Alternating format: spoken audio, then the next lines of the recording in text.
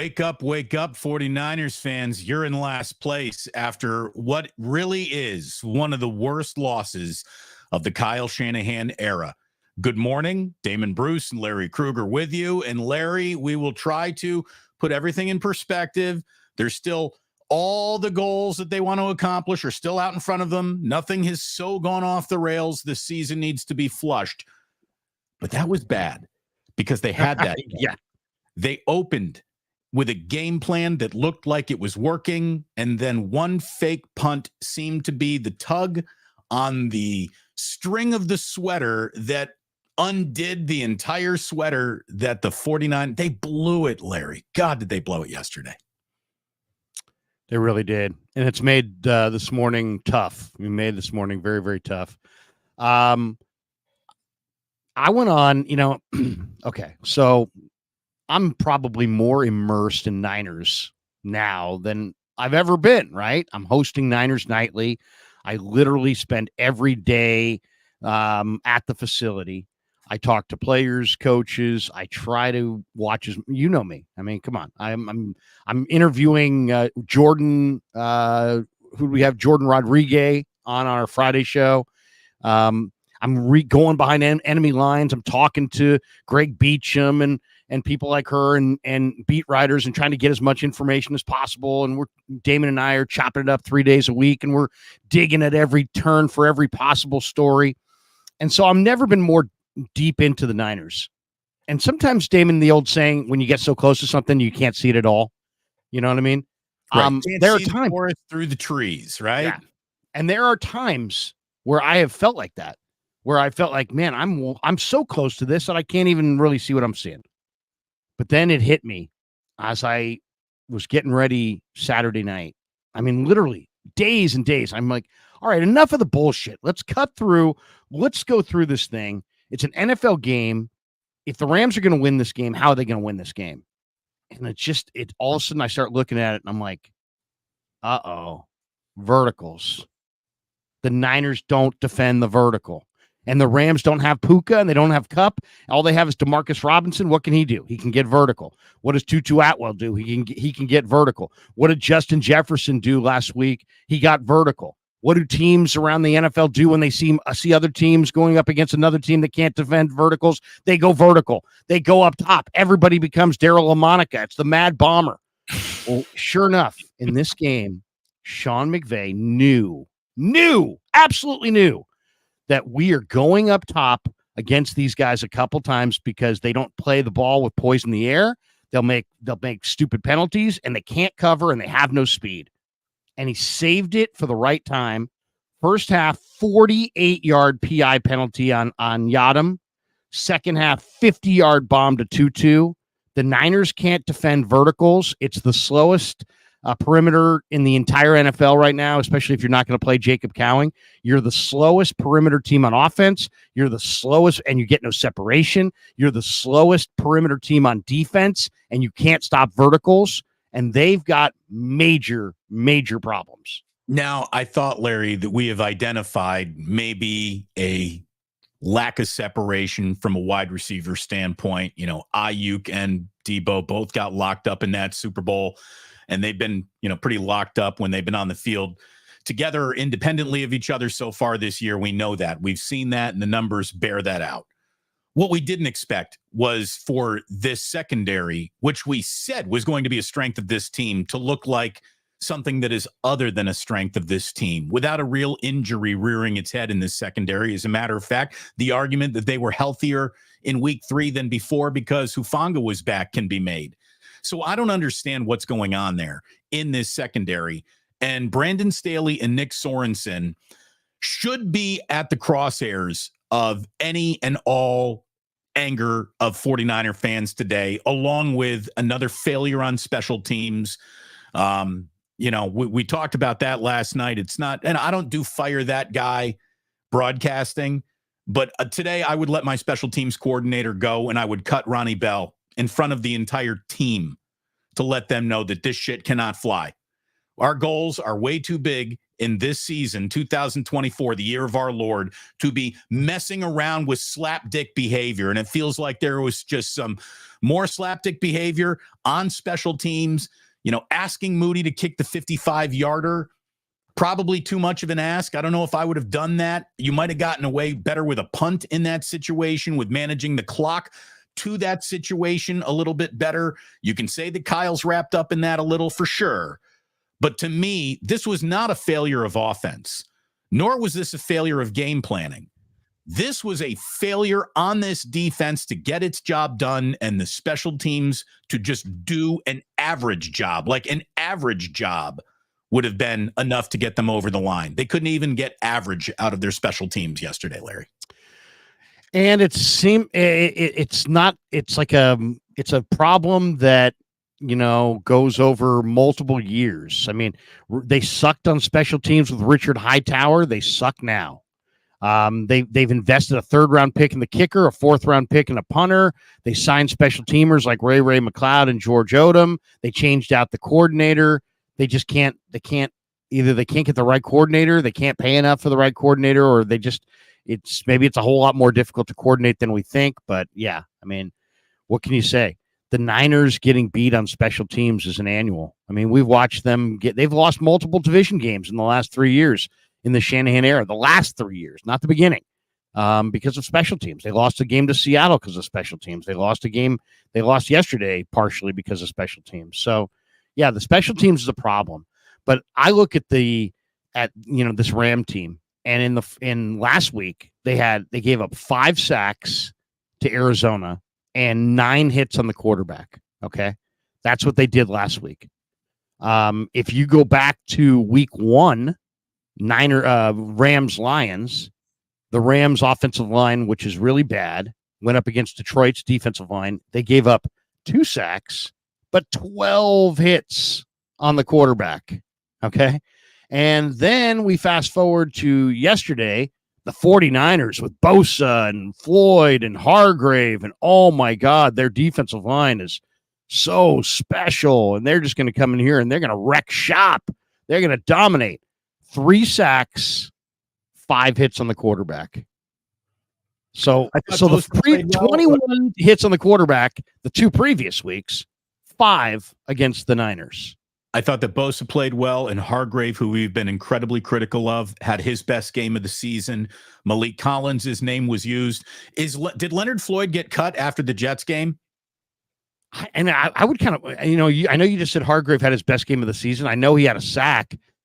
Outside of his sack, I mean, I got all kinds of plays where it just seemed like he was going 3/4 speed and maybe even half speed.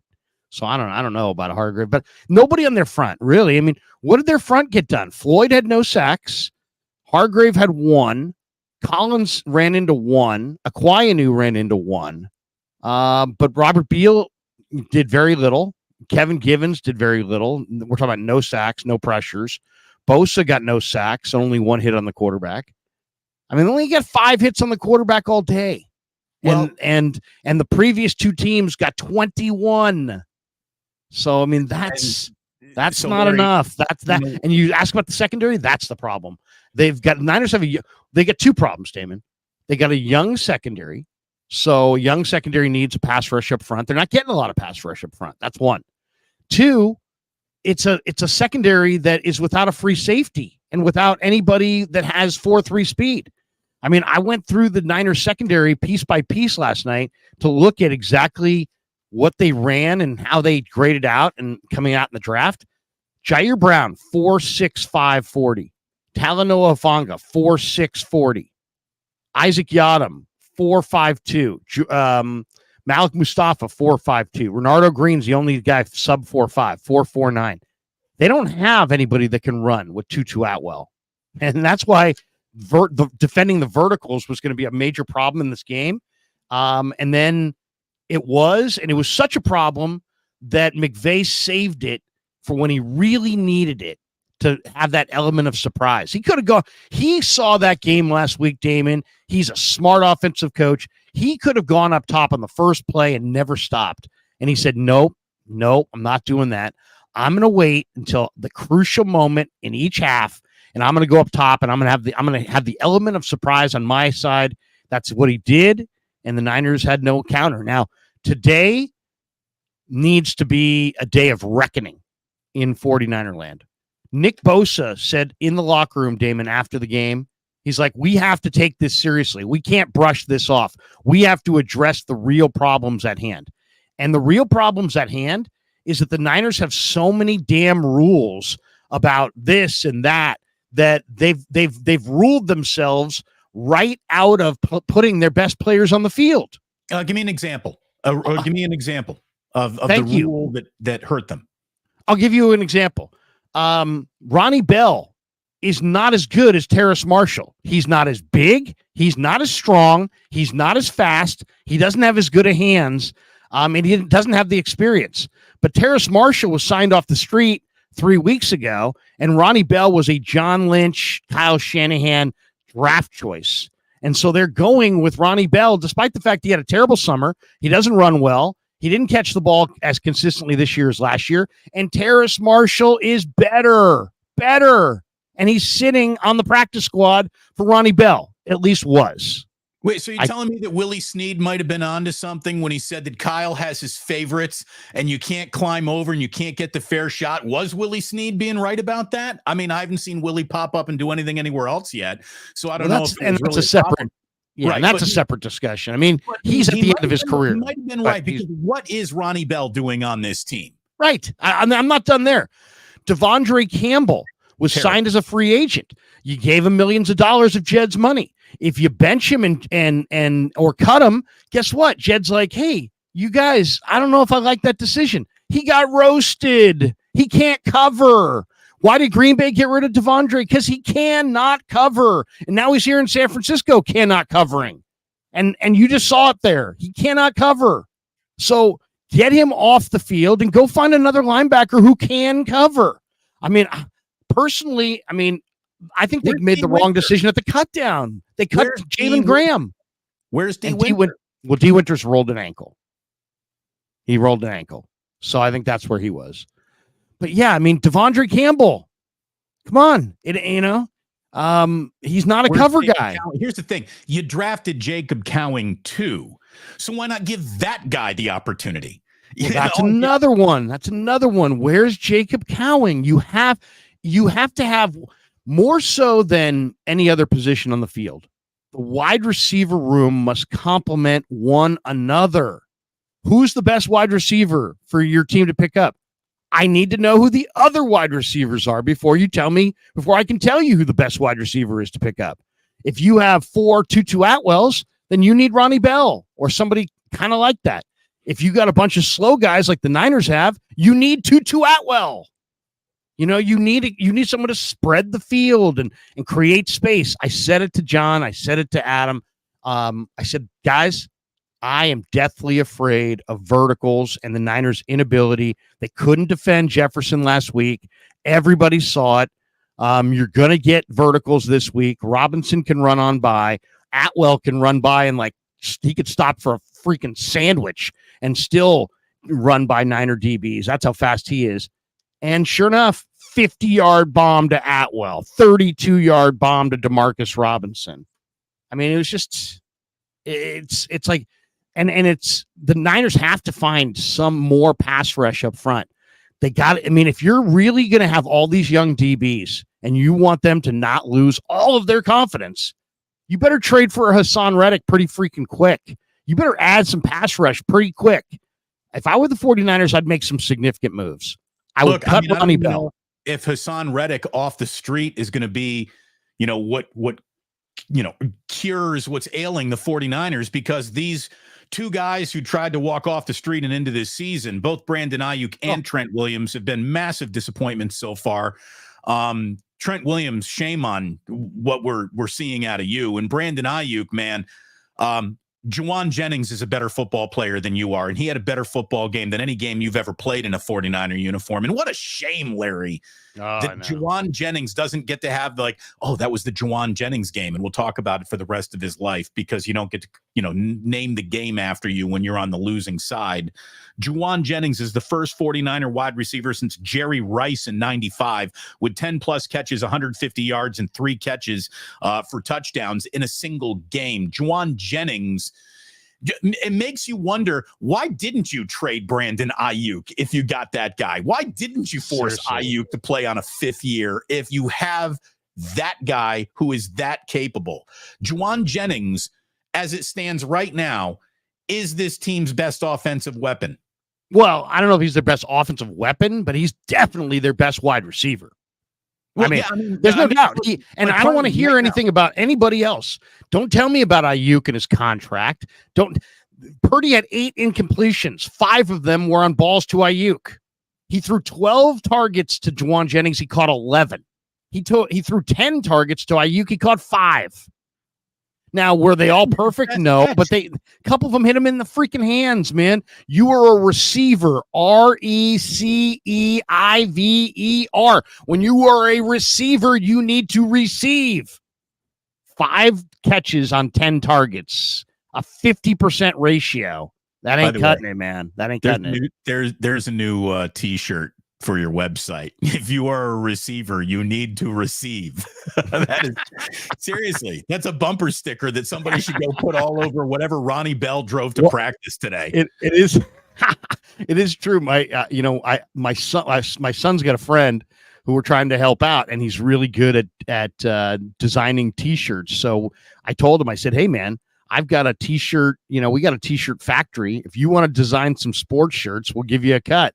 So we may have some more merch on the Krueger Show store on YouTube here in the days ahead. But real moves, Damon, have to be made. Real moves. Enough of this crap. Enough of this. Everybody's covering everybody's ass. I can't watch any more CA anymore. No more covering ass. I can't listen to coaches cover ass. I can't listen to players cover ass. I can't listen to media people covers people's ass. Stop covering everybody's ass. Let's let people stand out there and be judged. That's all I'm asking. No more CN. And I agree with every single word you just said, Larry. And having said all of that, it's very early in the year. You got to be peaking in November, December, not in September. But the Niners absolutely, if they are a game away from where they want to be at the end of the year, we will point back to this game in week 3. They needed to stack early season wins because this schedule only gets harder, and they blew putting an important W on top of it. And now they get to play chase from behind until something happens. The 49ers right now are last place in the NFC West. The Seahawks have a 2-game division lead. We'll worry about that another day. There's still there's 15 weeks left, Larry, but damn, this isn't covering me. This isn't me covering anyone. It's me speaking to the reality of the situation. There is a lot of football still to play. I really do believe the Niners will be better at the end of the year than they are now. I really do believe that Brandon Aiyuk's going to get better. I really hope that when Ricky Pearsall shows up, he'll be an interesting wrinkle that helps this team get better. I really believe that Christian McCaffrey showing back up in the room will change things dramatically. You want to talk about where Christian McCaffrey's impact is right now, Larry, where he's being missed the most? It's just linebackers can totally drop deeper on every single play that they're in between run and pass. They can drop deeper, and it just makes it harder for Purdy to layer his throws. Christian McCaffrey anchors dudes to the line of scrimmage that now get to backpedal because they don't need to worry about, Juwan Jennings coming out of the backfield quite the way, or excuse me, J.P. Mason coming out of the backfield quite the way that McCaffrey does. And this correlates. Larry, this directly correlates with Josh Dubois pointing out that the 49ers right now are last in the NFL with an average of 3.14 yards after catch. The thing that the 49ers have done best in football since 2018, yards after catch, they are last in the NFL in it right now. And that's because you got wide receivers trying to run through linebackers, not other, secondary players. And McCaffrey's absence isn't being felt in the running game because Mason's done a good job there. Wasn't great in the second half yesterday. Did they abandon the run in times? Yep, they certainly did. But I think that number is directly related to the lack of space on the field. They're not getting separation, and that's why they're not getting yards after the catch. It's hard to get yards after the catch when I catch the ball and you're the defender and you're standing right next to me. You're in my hip pocket. That's what's happening. And as far as CMC, I don't know if we should even talk about CMC at all, because we don't know if CMC is ever coming back this year. I mean, he may not. He's got an Achilles. He may be back for a day. He may be back for a play. He may be back for a half. I'm kind of blocking him out of my mind, but you're absolutely right. Jordan Mason had 2 catches for 11 yards. Kyle Juszczyk had 1 catch. The Niner running backs yesterday, 3 catches for 17 yards. Now, they only targeted him 3 times, but they only caught 3 balls.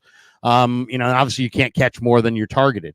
But the harder throw is for a quarterback is generally to catch a wide receiver, right? To throw it to a wide receiver.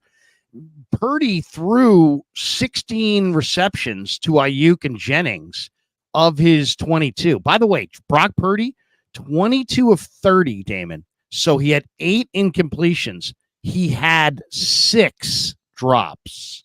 6 drops. He could have been 28 of 30 for like 350 yards. Yeah. He's playing at a crazy level. He had a 137.1 quarterback rating. What about all the talk going in, all these assholes who were just repeating over and over and over, oh, well, this game is going to be, this is the way it works, and this is not how it works, and this blah, blah, blah, blah, and Purdy's going to have to prove that he can play without weapons. Well, guess what? No CMC, no Kittle, no Debo. He was great. He was fantastic. Aiyuk, Mr. $30 million, was an embarrassment. I mean, where was he? Ronnie Bell, you're a receiver. You dropped more balls than you caught. That was embarrassing. You probably lost your employment. If anything's right with the world, Ronnie Bell lost his employment yesterday. Saubert, I thought, stepped up and was decent, but they have no speed in the secondary. They don't have nearly enough pass rush up front, and they're not getting separation on the back end, which is why they're, I believe, created the least separation of any team in pro football. And as you just stated there, 3.14 yards after catch, last in the NFL for the team that almost invented rack and yak. And I mean, come on. It's not good. It's not good. It's not a good. But here, and what is so frustrating is yesterday got off to the best first quarter I've seen from Kyle in maybe over a year. Like everything you wanted the Niners to come out and do, boy, did they did it in that first quarter. They were 3-and-out in the Rams offense. They had 11 first downs by the time the Rams caught 1. The Rams didn't run their 4th play until the second quarter almost. It was just an onslaught of everything that could go right is going right. And then the minute there was an Aiyuk drop, which kept them out of field goal range to go up 17-0, it's 14-0. Rams got the ball back, and in the middle of a long drive, they execute a fake punt. Larry, a fake punt that I told you was coming on Wednesday. I told you that fake punt was coming on Wednesday. McVay is going to steal it. You did. And you were right. And other people made the same claim, and you know why you made that claim? Because it made sense.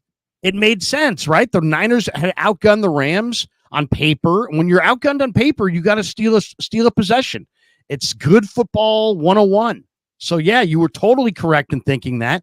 What kills me is that the 49ers claimed that they knew a fake punt was coming.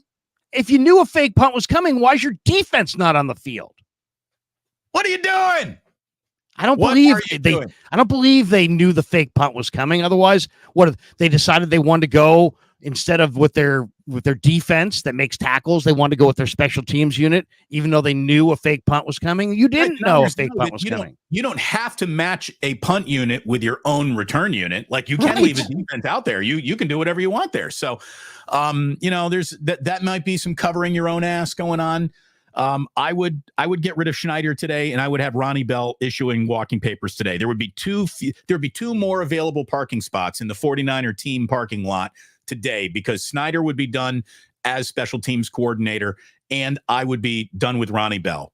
So those it's are funny. Hard choices that I agree. think the 49ers should make today. I agree with Ronnie Bell.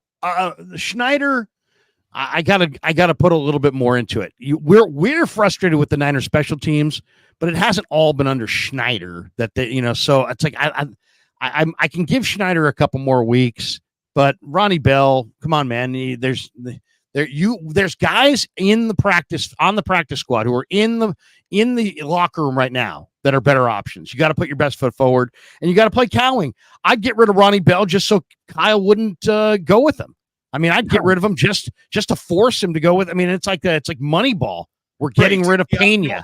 We're getting rid of Pena because we're going with Hattie. No, I'm going with Pena. Oh, really? We're trading Pena's ass to Detroit. You're going with Hattie. Yeah. You're going with Cowing. No, I'm going with Bell. No, Bell is now cut. You're going with Cowing. I mean, are we there? Or is that where we're at? But let me just say this. Where I felt like the momentum in this game. Momentum is a funny thing in sports, and you and I have watch it in baseball, basketball, college basketball, pro sports, pro basketball, football. You see it all the time. It's a tricky thing. I thought the Niners lost the momentum on offense in the second quarter, Damon. You're totally spot on. They were dominating the game. They were totally dominating the game. They just had a 13-play drive to go up 14-0, and then you had Hargrave on the Rams' next defensive possession come away with his one sack, and you had Williams stuffed by Fred Warner on 2nd and 29, and they were forced to punt, and the Niners get it back. It's their third possession. They get the ball on the 19. They move the ball up to the 40-yard line. Purdy on 3rd and 4 from the Niners' own 40 drops an absolute. He gets out of the pocket and drops an absolute dime on Aiyuk. Drops it. They punted. Forced to punt. Rams then get it. 8:55 left in the second quarter on their own 13-yard line. And this is the drive where that included the fake punt to Ronnie Rivers on 4th and 6. And so the Niners get off the field on 3rd and 12. They think they're getting the ball back, probably with one more shot to score there in the second quarter. And instead, the fake punt keeps the drive alive. And eventually Stafford found Kyron Williams, and then he somersaults into the end zone, and it's now a 7-point game. To me, that was the ball game. That was the ball game right then and there. I just thought that's what the momentum on the Aiyuk drop, I thought, kind of shifted. That's where the momentum shifted. And then the Rams scored. They got the fake punt. They got the touchdown. They're within 7. You know what I'm saying? But if you're looking for momentum shifts, it was on the Aiyuk. It was right there on the Aiyuk drop. But, this is the old, like a butterfly flaps its wings in the Sahara and there's a hurricane out in the middle of the ocean. It's one of those things. It is the Aiyuk drop compounded with the fake punt, compounded by the, Simone Biles level touchdown that Williams had, which was, if he stuck the landing on that, Larry, holy shit. That was painful. It was an incredible play. It really was. It was a very frustrating afternoon for the 49ers. And Larry and I are here to talk you off the cliff sometimes. If you want to jump off cliff today, you go right ahead. But I'm going to tell you that there is a lot of football left. And I think the 49ers are much better than they showed yesterday. And I think that they're still very much going to be a playoff team. I think that they have an awful lot to look at on film, though, over the last couple of weeks. And how do you let the Rams run like they did on you? The Rams were getting 4 yards a pop on you, and this is a team that hadn't run the ball well at all this year with a banged-up offensive line. So that is certainly, unbecoming, derelict of duty of this defense to not shut down that run. Like you said, they got skinned alive with the vertical passing game. You're handing chunk plays of yardage either through giving up a reception or having a PI called on you. And McVay played the momentum of the game perfectly. You're right about that. He really did. Larry, I said that we would be giving away lobster rolls. We don't give away game balls. We give away lobster rolls here from Sam's Chowder House. And there's only one 49er that gets to eat at Sam's this week. And his name is Juwan Jennings. Like, he can bring Brock Purdy with him for sure. Brock can get the Cipino, but a lobster roll for player of the game goes to Juwan Jennings, who has a Jerry Riceian level performance and the 49ers squandered it. Juwan Jennings refused to go to the podium yesterday because he was so upset about it. Maybe a little paella would help him. Maybe a little cioppino would help him. But the game ball lobster roll, without a doubt, from Sam's Chowder House goes to Juwan Jennings, who was magnificent. Truly magnificent. That was the best 49er wide receiver performance I've ever seen. And I've been covering he is the nine. What do we need to see before we would say he's the Niners' best receiver? What do we need to see? He's not going to run any faster tomorrow than he runs today. But guess what? When the team was in the Super Bowl, who stepped up? Juwan Jennings. When the team needs, when they're down weapons and they got to have somebody step up, and it's Aiyuk and Jennings, who steps up? Jennings. Yeah, if the Niners could trade Aiyuk right now, I think they would. But yeah, Larry, let me just say my morbid fascination with the Bears quarterback situation has me, of course, watching the Bears, but my morbid fascination has me watching Justin Fields in Pittsburgh. So I've been watching the Steelers more often than I usually watch the Steelers, just to watch Justin Fields bloom into an actual NFL quarterback while Caleb Williams looks like we'll talk about that later, I guess. But watching he's young. He's really young. Yeah, he is. Again, it's 3 games into a career. Anyone who wants to give up on him now is moronic, but it's not a good start. And he's he's not hitting his layups. That's for sure. Anyway. Forget about Justin Fields. Forget about any element of the quarterback morbid fascination in my own mind. Watch the Steelers defense fire, Larry. Watch TJ Watt play 4 downs of football and tell me that a single 49er is playing as hard as that guy. TJ Watt is everything Nick Bosa wishes he was. Holy shit. TJ Watt is the most game-wrecking, I'm going to fuck up your tackle and put my shoulder pad through the hips of your quarterback player in this league right now. He should get MVP consideration. He is such a game-wrecking force of nature. And what do you know? Brett Coleman, the film room on YouTube, really good guy, smart guy, gets into numbers. He said that the Steelers defense right now is 20th in pass rush snaps, yet they are 3rd in the NFL in sacks. In other words, 5 yesterday. And by the way, Nick Herbig is a monster. Herbig was awesome yesterday. But 2 sacks. He's drop amazing. Back against the Steelers, they're coming for your lunch. The 49ers watch a quarterback drop back, and maybe they'll get, within arm's length. Maybe there'll be something that technically qualifies as a pressure, but there's no jeopardy that this defensive line is presenting for opposing quarterbacks right now. And that's a problem. And now here's where it gets real concerning. If we can sort of start looking forward, Larry, the worst offensive line in the NFL is coming to town on Sunday. The New England Patriots have the worst offensive line in football. And if the 49ers defensive line doesn't feast on that, you're going to have problems. You are going to have, maybe you are the team that was in the playoffs last year and you're not. You will start qualifying for all of the negative in the Super Bowl, lost the Super Bowl, didn't reach the playoffs the next year. The 49ers era will be pointed in that direction if their offensive line or their defensive line doesn't go off against New England. If the Patriots are plus 10.5 right now, I would take the Patriots plus 10.5 right now against the 49ers. I would. Yeah, that's a big number that kind of says it's going to be a blowout. But Demario Douglas, no Niner fans have heard of Demario Douglas, but Demario Douglas is the receiver the Niners probably should have gotten back for Aiyuk in a trade. He had 7 catches on Monday night against the Jets on 9 targets for 69 yards. Played at Liberty. He's a 5'9" guy. He's tough as hell, tremendous heart. Yeah, and I'll say this, in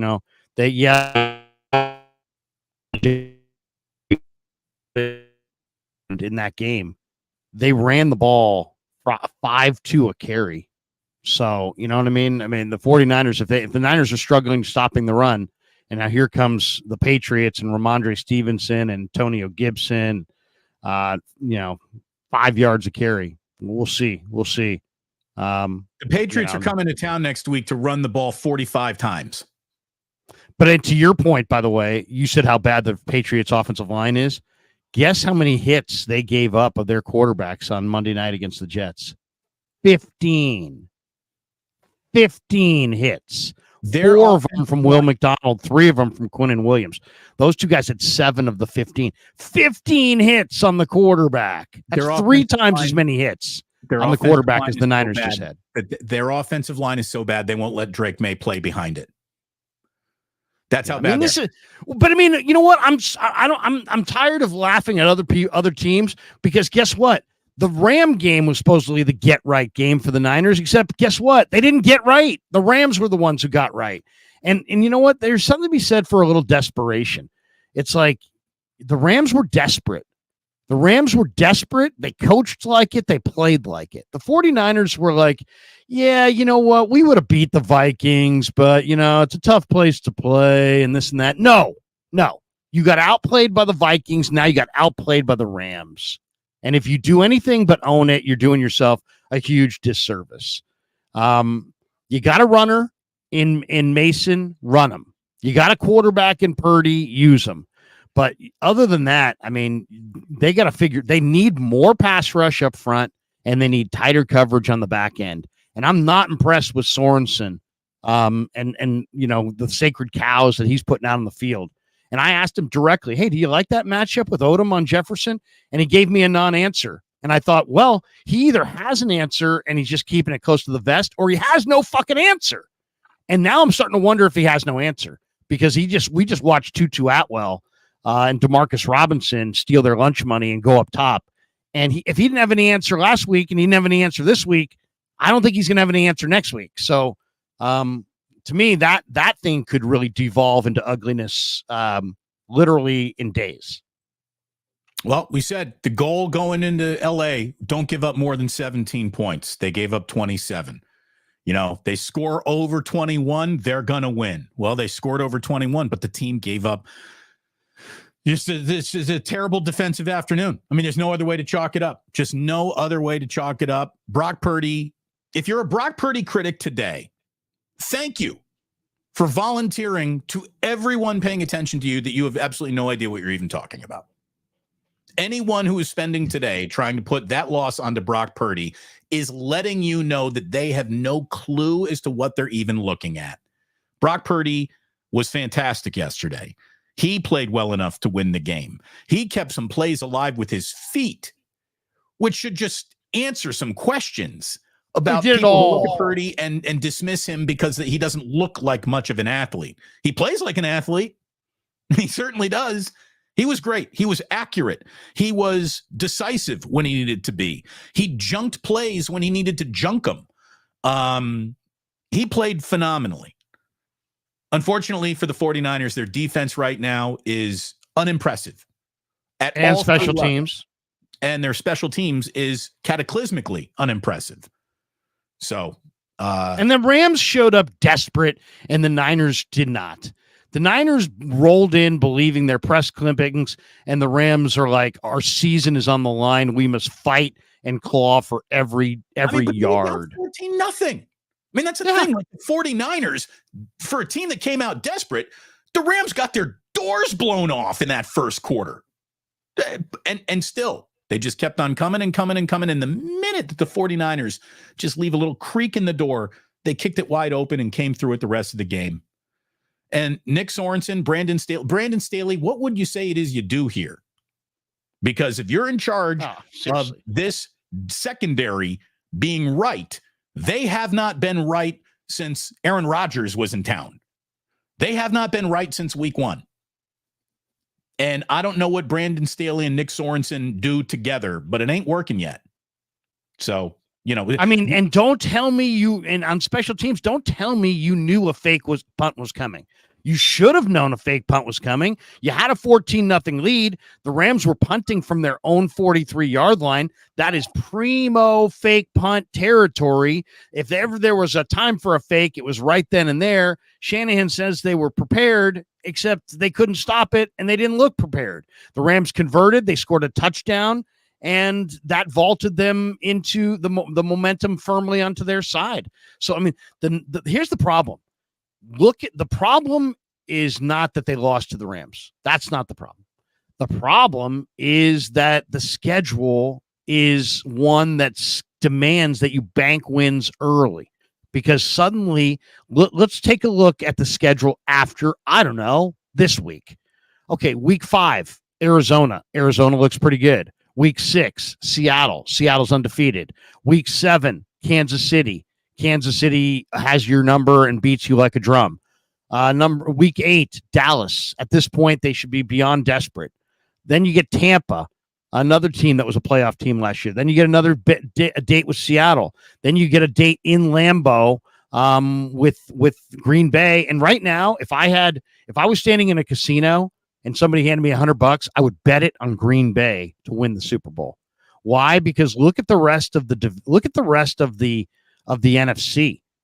Dallas looks like a joke. None of those teams. The Eagles are definitely not a Super Bowl contender as I see them right now. Detroit is, but they in Minnesota is, but you got Sam Darnold and Jared Goff at quarterback. Atlanta just lost, and Saints just lost. Buccaneers, all those teams. Cardinals look better. Seattle looks better. But you see what I'm saying? If I had money to put down, I'd put money on Green Bay. They're going to get Love back. They just had 8 sacks. They've got a young team. They just put 30 on the board on the road and won. Green Bay is the team I would bet right now to go to the Super Bowl. Every win that Green Bay stacks right now is worth 1.5 to them, right? Because it's no Jordan Love. So they're winning games with a backup quarterback. By the way, Malik Willis, who was non-functional in Tennessee, he goes to Green Bay, and look, all of a sudden he can play football. They're protecting him. Last week they ran it 53 times. So, Bazi Mayan says, what does getting Love back even mean? Means they're going to get their starting quarterback back, and he'll be better than Malik Willis. And if you're here to say that Jordan Love can't play, thanks for letting me know you didn't pay attention to football last year. Jordan Love had the best second half in the NFL, basically. He's a terrific young quarterback, and he's got Jaden, the kid from Michigan State is just monster. They got all kinds of young receivers. It's a good team. I mean, it's a good team. And not only that, they got a good defensive line, and they got some young secondary guys. Jair Alexander had a pick 6, I think, for the first time in his career yesterday. Green Bay, if you told me that Love was done for the year, I would have put a line through Green Bay. But now that Love's coming back, watch out for Green Bay. They're the team that's going to the Super Bowl out of the NFC right now. The Minnesota Vikings might have something to say about that. Minnesota Vikings are going to have a Sam Darnold knee MRI that they're all anxiously awaiting the results of today. But Darnold has basically had MVP level performance through 3 weeks here. And the Vikings are firing in all 3 phases. Their defense and special teams is playing with veracity. So you got the Vikings, you got the Packers, you got the Seahawks, and you got Tampa Bay. And the 49ers right now are not in that conversation. No, they're not there. They can get into it. I know they can. They will get better. But as of right now, this team bought 2 losses with all their offseason bullshit because Trent Williams and Brandon Aiyuk have been right at the center of their shortcomings this year. And again, what did you get? What did you get for going through those holdouts? Now you could say, well, it was up to Brandon Aiyuk. He had a contract in front of him in August that he didn't sign until September. Okay. But you're paying premium. Like you got no break on either guy and any of their holdouts. So you ended up paying the most amount of money possible to have the worst 2 holdouts possible that are affecting your year. Both of those contracts should have either, Trent Williams is a guy that you just bring back, and I know that Trent's off to a bad start, but I'm not worried about him. Brandon Aiyuk is maybe he might be the representative of you guys don't know what you're doing at wide receiver. Because Brandon Aiyuk either snaps out of this and starts playing like he can command that salary, or the 49ers have one of the worst contracts in football if this keeps up. You know who looked great yesterday, and I was watching this game on the Red Zone, and I was thinking, man, too bad Aiyuk refused to go to Cleveland. But Amari Cooper is just playing amazing football. I know they only scored 15 at home against the New York Giants, and Deshaun Watson, 21 of 37 for 196. They couldn't run it. They, whatever. They got other problems. But Amari Cooper, 7 catches for 86 yards and 2 touchdowns, and just the way he goes about his business. Looking back at it, and if the Niners could go back in time, man, if they could somehow get Amari Cooper and a 2 and a 5 for Aiyuk, what an absolute steal that would have been. Because Cooper's outplaying Aiyuk right now in a huge way. He's got way better ball skills. He's in way better shape.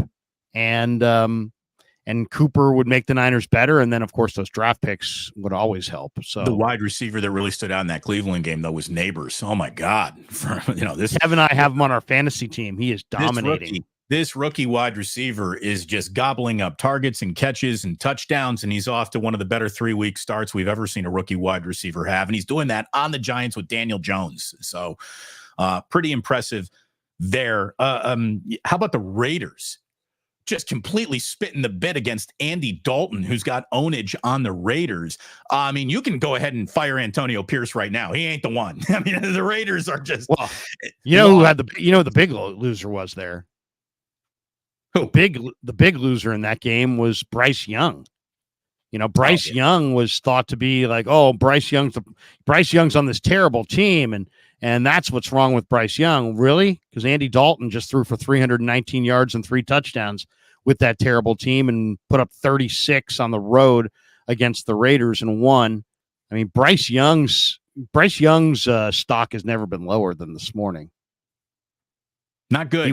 He was terrible. And now Andy Dalton is looking like a Pro Bowler. So yeah, I mean, that was the Raiders. Yeah. I mean, how bad, if you're a Raider fan, you just no-showed a home game against Carolina. The only home game you're going to have all year, by the way.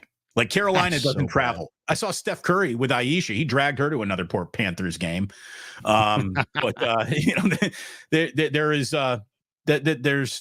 There's very few times the Raiders will have a home field advantage in their home stadium, and they had one yesterday, and they got mollywopped. No sacks, no quarterback hits for Crosby. None. 0. Wow. Hey, that's look, Iquanu, I believe. Take a defensive end out of a game. You can take a defensive end out of the game. And it seems like Nick Bosa, he's no TJ Watt. I mean, I think Nick Bosa is pretty damn good, but he is not even in the category of unstoppable that he used to feel like he belonged in. Should we go supers, Damon? Should we hit some supers? We got a bunch of them today. Let's do it. I know. What do you got? A cracked tooth? You got a dentist appointment, Larry? You got a crown to fill? What's going on with your? I do have a dentist appointment, and I got a busy day. So let's hit it. We got this one. Fuji Simeon says Purdy did well even without his A-team weapons. Yeah. Yep. So much for Brock. We'll find out if Brock is it. It's not about Brock. It's about your crappy special teams and your lousy coverage and your terrible, slow defensive backs. Gabriel C., can we agree Purdy elevated Jennings' game? I don't know. Jennings did it in the Super Bowl. This is who Jennings is. This is who Jennings was, by the way, at Tennessee. Tons of Alls fans sent me notes when the Niners got him going, oh, you guys got a great one. And I thought, really? The 40 times says he runs 4.7. And sure enough, they were right. Fuji Simeon says to help bring some humor to this sad day, the fan who got Otani's 50-50 ball and decided to keep it should have requested in exchange for the ball, hey, Shohei, can you pay off my gambling debts? Ha, ha, ha. All right, Fuji Simeon, thank you very much for the super chat. Leave the jokes to us. Seriously. Gold Rush, BA play is perfunctory now. He seems isolated after his holdout. I like the big words. David E. says, Larry, if you're McVay, you're not waiting until the very end to unveil your team is faster. Speed is not defensive adjustment away, is it? No. When you have a major advantage, absolutely you save it for the right time. And just look at the conviction that which Stafford threw that pass to Atwell, and the way he threw it. I guarantee you, I've seen enough football practice to know when a play has been practiced. That play was practiced. They practiced. We're going downfield against anybody on that side with Tutu Atwell. And it wasn't at the end of the game. They did it in the first half. They got a 48-yard PI on Isaac Yadam.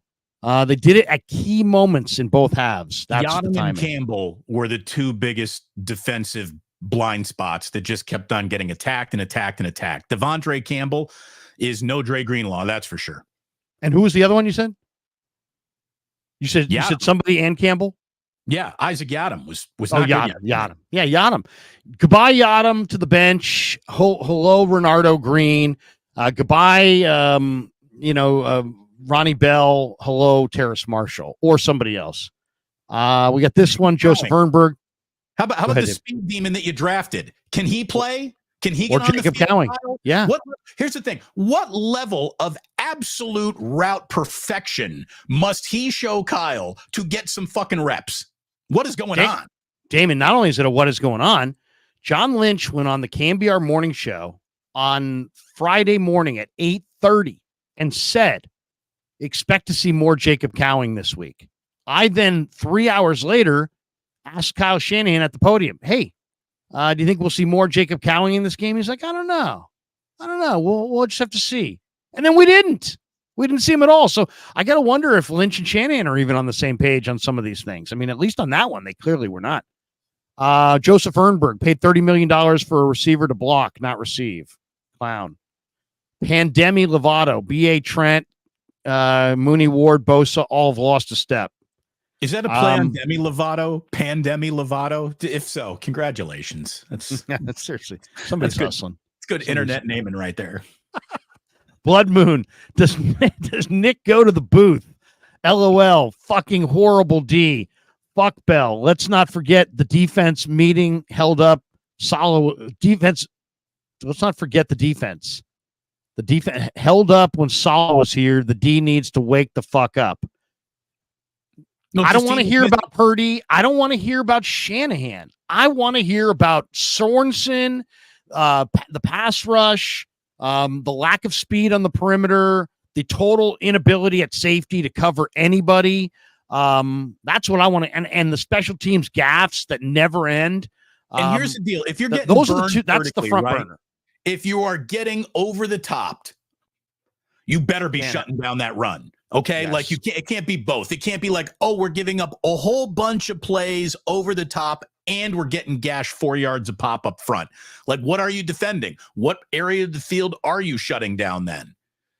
Shut down that line of scrimmage and do something there. And then if you get burned, that's what, we made a decision today. We were going to stop the run. And if we got beat on a few big passes, so be it.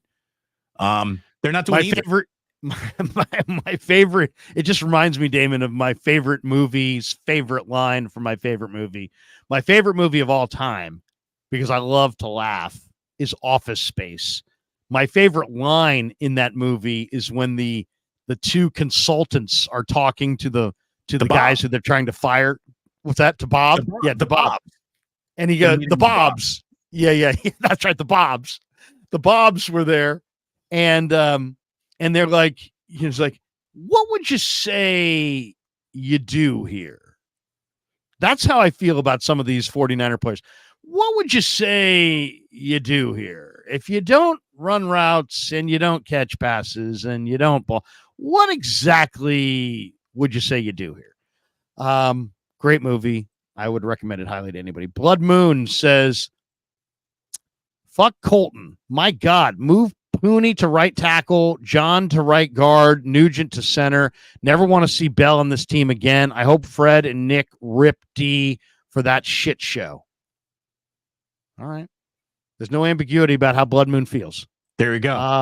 TVU says Trent is not a Hall of Famer. All right. Well, that's an overreaction Monday. Let's not get lost in the moment.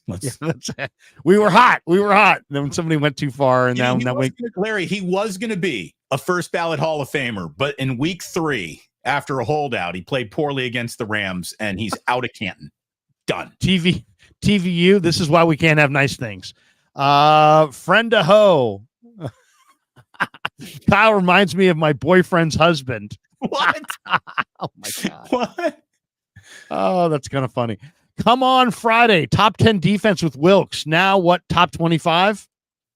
Yeah, seriously. Wilkes is sitting there on his on his porch in North Carolina because I said, Steve, what do you like to do in the off season when you're not here? He's like, I like to go back to my house in North Carolina, sit on the porch and smoke a big fat cigar. Right now, he's probably smoking that big fat cigar, looking at that box score going, you think I was the problem? Maybe not. Yeah. Zero blitz that, motherfuckers. Can you ask Kyle if he plans on playing Yada more or if he will let Green or Luter get more snaps? That Luter question was will hurt, be right? asked. I think Luter was a No, scratch. he was. I don't think he was hurt. He's just inactive. He's inactive. So it might be time to get him up there. Mike Baker, our holding and other penalties are killing us too. Yeah. What did they have? 11 penalties or 7 penalties for 111 yards, or it was over 100 yards of penalties. Way too much. Gorshak, Brown is not good. Is not a good free safety. They don't have a free safety. Brown's a strong safety. Hafanga's a strong safety. Odom's a special teamer. Malik Mustafa's a strong safety. They don't have a free safety. I've been saying it since minicamp. Missing Jimmy Ward. They chased off Jimmy Ward with no answer, and now they're down a free safety. Yes, you're absolutely right. Brown is not a good free safety. He is a strong safety. They don't have a free safety. That's a problem. Lucas Shea, Houston, do you think the back end lacks speed, talent? What does it say? Priest to Green? Who's Priest?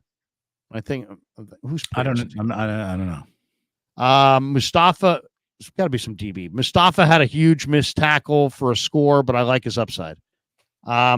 Mustafa on the kick return, he's wearing number 6. He had the guy down. You gotta hold on, man. You gotta hold on. You can't slide off that tackle. If he makes that tackle, it's an incredible special team play. He fell off the tackle. The guy had a huge return. It was the ball game. Dude, if you're punting at the end of that game, if you're punting at the end of the game, Larry, why don't you just have Wisnowski kick it through the end zone?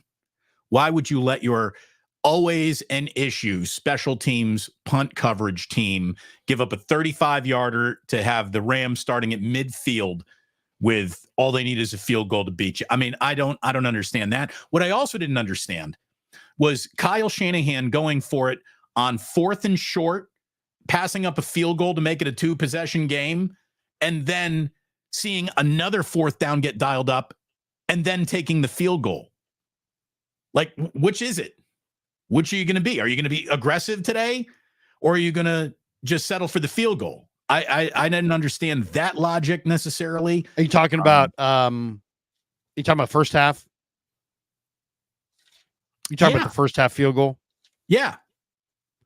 Yeah. Why is Kyle settling for a field goal on 4th and short when he just went for it on 4th and short because you want to get into the end zone? Now you got another 4th and short, and now you're going to take the field goal. Like, either way, Kyle, like, I didn't understand that. And again, special teams, man.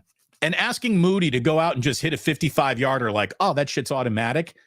That's a tough field goal, man. Oh, it's a long field goal. I mean, it's they're more, they're made at a high clip in today's NFL, but you're right. It's a long field goal. I was just checking the yardage on the punt. So when the Niners punted on 4th and 8 with 50 seconds to go in the game, the ball was on their own 45. So does Wisnowski have the ability to kick a 60+ yard punt through the back of the end zone? Did he not stripe it as well as he could? Was he trying to kick it deep and through the back and it just came up short? That's a good question. We'll have to ask Schneider if we get Schneider this week. Let's see. Oh, we got this one.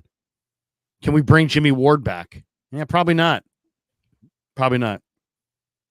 Kyle, and I doubt Kyle would want to. Kyle and him didn't get along at the end. Kyle McAndrews, please ask Kyle Shanahan why he refuses to play rookies. He's starting. I'm telling you, man, it's a part of who Kyle is. Kyle does not trust rookies, especially rookie wide receivers. When they drafted Ricky Pearsall and Jacob Cowing, everyone was like, "Oh, these fucking guys are going to be great." No, they're not. They're not even going to hit the field. They're not even never going to play.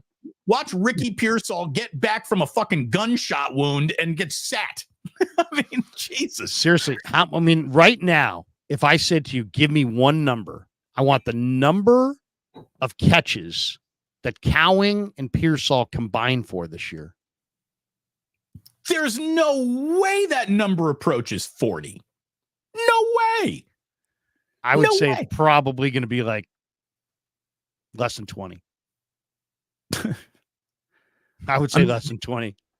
Is there any team in football that drafts a guy high and then immediately asks less of them? I mean, you don't want to force feed rookies, but you know what? If they're your best option, you got to go with it. Steven Draper says switch Luter and Green to free Luter or Green to free safety. Need speed coverage. I actually asked Renardo Green when I interviewed him Saturday or Friday about playing free safety, and he played free safety at times at Florida State. But when I asked him about switching to free safety, he's like, things are so different between how we go about things as far as corners and safeties here that I don't see that happening. He's like, it could happen. I could play some free safety, but I don't see that happening. So I think, I don't think he'd be ready to play free safety like next week. I think it might take a while if they actually do want to play him there. But I agree. I absolutely agree. Renardo Green is your best coverage free safety on the roster today. And for that reason alone, he ought to play. And I agree. You don't have enough speed on the back end. You don't have enough coverage ability on the back end. This isn't 1988. You can't have David Fulcher. This isn't 1989. You can't have Chuck Cecil. You can't have guys back there who just hit. You have to have guys who can cover, and they don't have safeties who can cover, and it's a real problem.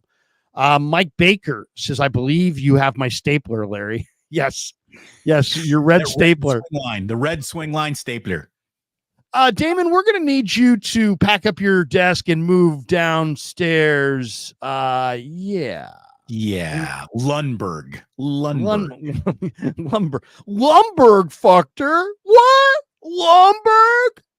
Oh, that's just classic.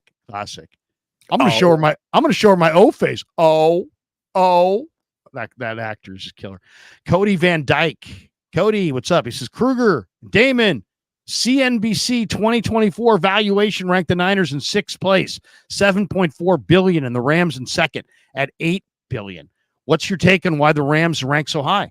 Because the city of Los Angeles is a bigger market, and they built the best stadium in the NFL, and the 49ers did not. Yeah, I mean, SoFi is the reason. That valuation has to do with that building and what that building produces in revenue. And I'm sure it produces a ton in revenue. It's absolutely the Taj Mahal of NFL stadiums, where Levi's is nicer than Candlestick. Look at it this way. When the 49ers got out of Candlestick, they had the fourth best stadium in their own division. Now with Levi's Stadium, the 49ers have the fourth best stadium in their own division. So they did not they did not upgrade. Baby Radiance says Niners should have gotten Jonathan Greenard. I agree. Defensive end in free agency. That's the guy I wanted too. The regulation, Ryan, I celebrate Michael Bolton's entire catalog. Thank you. Thank you very much. Guy's name's, your name's Mike Bolton. I go by Mike. And they're like, oh. He goes by Mike. Well, you probably celebrate his entire catalog. I guess. A man loves a woman. Oh, there's he goes, and then later in the movie, he's like, I told those ass hats that I like Michael Bolton. Isn't it funny that Jennifer Aniston was in that? Like she doesn't go in a lot of movies, but she was in that movie, very randomly cast in that movie. With her flair.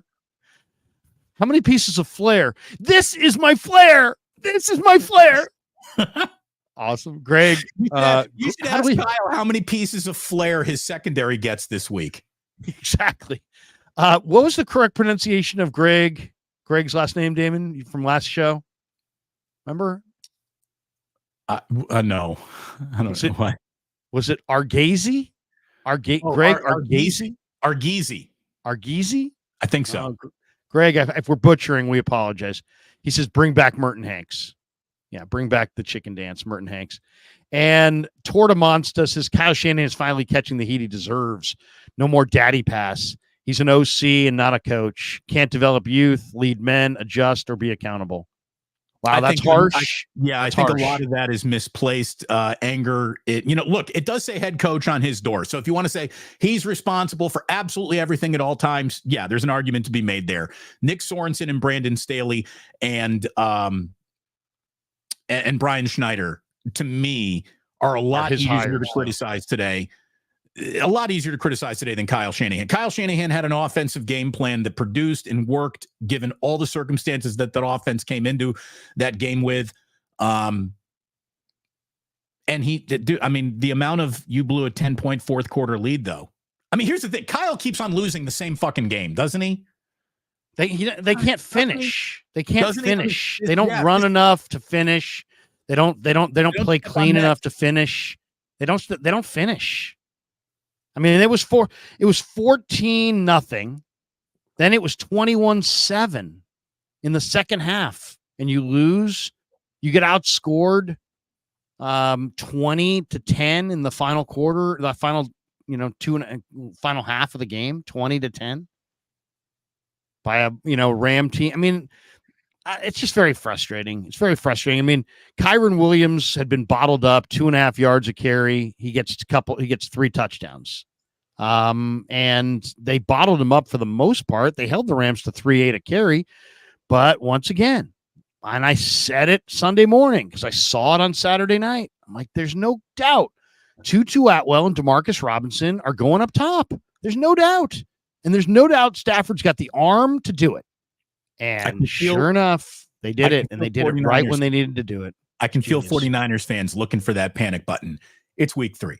They're 1-2. There's plenty of time to get right. They will get better this year. I really believe that. But if they do lose at home next week to the Patriots, you can go ahead and push that panic button with your forehead if you want to. I won't deny you that.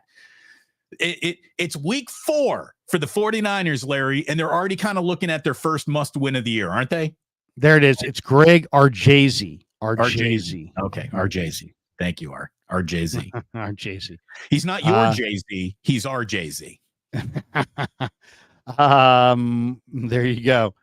Here we go. Fuji Simeon. Should they pursue a trade for Reddick? Yes, I think they should. I mean, you're inside your Super Bowl window. You got a room full of young DBs that you scouted, drafted, and are now in charge of developing. And if you want those guys to lose confidence, add no pass rush and let them get roasted and see where they're at in a year. If you want them to maintain confidence, then dial up more pressure up front, and you can get by with less than ideal coverage on the back end. And since you probably can't trade out 7 young DBs, you probably should add that extra edge rusher, and you can get Reddick for a 3rd-round pick. And you haven't had a 3rd-round pick, it seems like, that you've actually done anything with in a while. I would say make that trade, even because you're inside your Super Bowl window and your young DBs. It's not like it's rocket science. It's not like, what do we need to help our young DBs? You need more pass rush. Okay. That's the answer. And Reddick is more pass rush and he's available. Reddick is not going to be like, he's not going to solve your problems today. He'd be an answer tomorrow. But if Hassan Reddick, Hassan Reddick hasn't done anything but jumping jacks since last NFL season. If you think he's going to come on in and just be like ears back, quarterback sacking Hassan Reddick week 1, what have we just gone over time and time again with Trent Williams and Brandon Aiyuk? He's going to need a month to even get up to speed, at least. So Hassan Reddick is the best name on the market, but is he ready to show up and help you before it turns to November? The answer is probably not. That's a great point. And so then the counter would be, okay, Damon, what's the alternative? The alternative is to go scour everybody's practice squad, because at least those guys are in a camp practicing and in shape theoretically. And if there's some defensive end out there, and they're so hard to find, but if there was some defensive end out there in somebody's practice squad that you took a liking to, this might be a good time to go pluck that guy, because you're not getting a lot. I mean, they're getting very, very little out of their defensive ends not named Nick Bosa. Do something with Nick Bosa other than the same thing time and time again, which gets you not enough out of him. Move him inside. Let him bull rush the center. Get creative. Get exotic. Do something other than sit back in a base defense that's given up over-the-top yardage and getting gashed for 4 yards a pop. Like, do something other than nothing. Yeah. Do something that is different. Do something that makes Niners fans go, "Oh, didn't see that coming." Couple more before we jet here. Yeah. How many? We got this one from Blood Moon. How many defensive coordinator coaches and still went to the Super Bowl? Yeah. I mean, Rainier, Prado. Can we trade for a center? Jake Brendel is not it. Oh yeah. I mean, that's another one. Forster. He's our best option. Oh God, So that's hard to hear.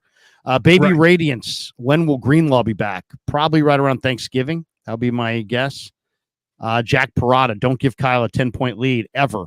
Either 9 or 12. Anything but 10. That number does come back to bite him. It really does. It really does. Fuji Simeon, Max Crosby. Then Raiders probably won't do it though. Oh yeah. Raiders not trading their franchise player. They're not trading Max Crosby. I don't think so. All right. Good stuff today. Of course, we should probably tell everybody about Sam's Chowder House. One more time, Larry. You need to go ahead and relax this week.